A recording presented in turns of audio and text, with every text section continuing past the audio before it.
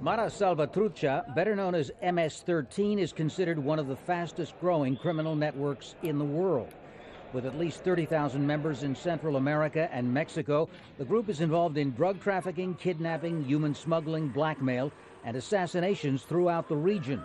But another 8,000 MS-13 followers are believed to operate in the U.S. That's where the group originated in the 1980s on the streets of Los Angeles, among young refugees whose families were fleeing civil wars in Central America. To dismantle the gang, thousands of its members, many unable to speak Spanish, were sent back to their native countries. By some accounts, MS-13 effectively became a U.S. criminal export. The deportation process in the United States, particularly beginning in the late 90s, early 2000s, accelerated the growth of these gangs in that area.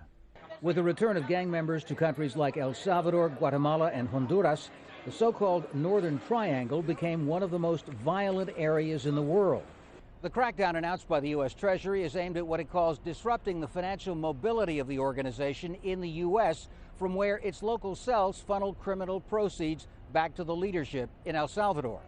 The presidential order placing MS-13 under sanctions is the same tool already applied against more sophisticated criminal networks like Japan's Yakuza, Mexico's Zetas, and Italy's Camorra. All assets associated with these groups are being frozen.